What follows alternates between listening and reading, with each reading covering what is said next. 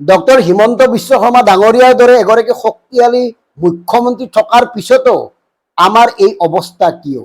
কিয় অসমৰ ওপৰত বাৰে বাৰে চুবুৰীয়া ৰাজ্যই আক্ৰমণ কৰাৰ সাহস গতাব পাৰে?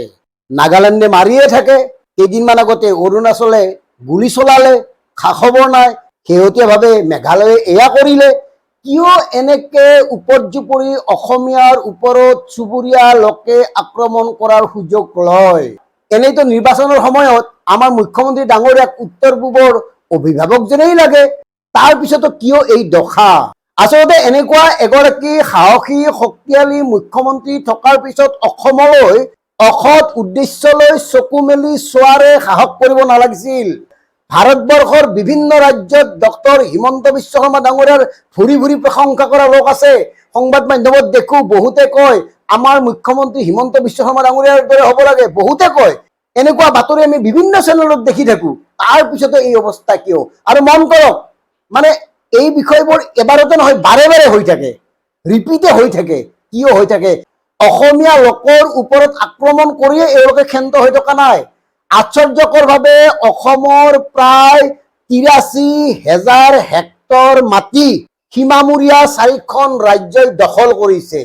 নাগালেণ্ড, মেঘালয়, অৰুণাচল আৰু মিজোৰামৰ দখলত আছে অসমৰ প্ৰায় ৮৩,০০০ হেক্টৰ মাটি। ভাবক, গতিকে আমি কিহক লৈ গৌৰৱ কৰিম? আমাৰ মুখ্যমন্ত্ৰী থকাৰ পিছত যদি এই ধৰণে বাৰে বাৰে আক্ৰমণ কৰি থাকে, আমি মুখ্যমন্ত্ৰীক লৈ গৌৰৱ কৰিব পাৰোনে?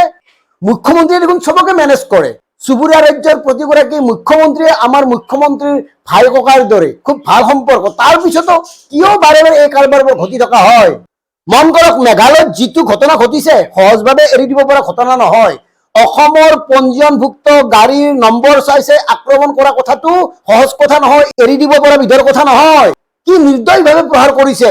তেওঁলোকে প্ৰতিবাদ কৰিছে, কৰক, কিন্তু প্ৰতিবাদ এনেকুৱা হ'ব পাৰে নেকি যে বাছি বাছি অসমৰ পৰা যোৱা গাড়ীবিলাকৰ চালকবিলাকক আক্ৰমণ কৰিব? গতিকে প্ৰিয় দৰ্শক, কথাবোৰ চিন্তা কৰক। আৰু মাননীয় মুখ্যমন্ত্ৰী ডক্টৰ হিমন্ত বিশ্ব শৰ্মা ডাঙৰীয়া, সঁচাকৈ যদি আপুনি শক্তিশালী মন্ত্ৰী, সঁচাকৈ যদি আমি আপোনাক লৈ গৌৰৱ কৰিব পৰা থল আছে, তেতিয়াহ'লে চুবুৰীয়া ৰাজ্যক সাৱধান কৰি দিয়ক।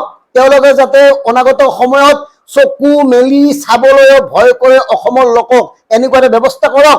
আৰু এই যে চালকসকলৰ গাড়ীবোৰ ক্ষতি হৈছে, ক্ষতিগ্ৰস্ত প্ৰতিখন গাড়ীৰ সম্পূৰ্ণ মেৰামতি মেঘালয় চৰকাৰে গ্ৰহণ কৰিবলৈ তেওঁলোকক বাধ্য কৰাওক। প্ৰতিখন গাড়ীৰ সম্পূৰ্ণ মেৰামতিৰ দায়িত্ব লোৱাৰ উপৰিও আহত হোৱা প্ৰতিগৰাকী লোকক সম্পূৰ্ণ চিকিৎসা কৰাৰ লগতে এককালীন সাহায্য দিবলৈ বাধ্য কৰক।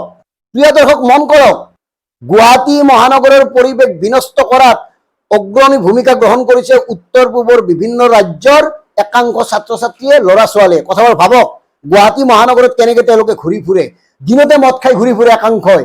আপোনাৰ ছাল চৰণ পোছাক পৰিচ্ছদৰ কথা আছেই। মানে ৰক্ষণশীল অসমীয়াৰ যি ঐতিহ্য আছিল, যি পৰম্পৰা আছিল, নাৰীৰ যি সন্মান আছিল, এওঁলোকে বিঘ্নিত কৰিছে। আৰু এওঁলোকক দেখি একাংশ অসমীয়া ছোৱালী বোৱাৰীয়েও সেই ধৰণে বেশভূষা, সেই ধৰণে পোছাক পৰিচ্ছদ পৰিধান কৰিবলৈ প্ৰয়াস কৰা দেখা গৈছে।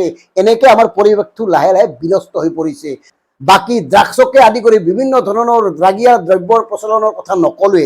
গতিকে মন কৰক ৰাইজ, সময় কিন্তু আহি পৰিছে। সময় আহি পৰাই নহয়, এই ক্ষেত্ৰত এটা কঠোৰ সিদ্ধান্ত লোৱাৰ সময় আহি পৰিছে। আৰু এই কঠোৰ সিদ্ধান্ত ল'ব লাগিব ৰাজ্যৰ মুখ্যমন্ত্ৰীয়ে। ধন্যবাদ। জয় অসম।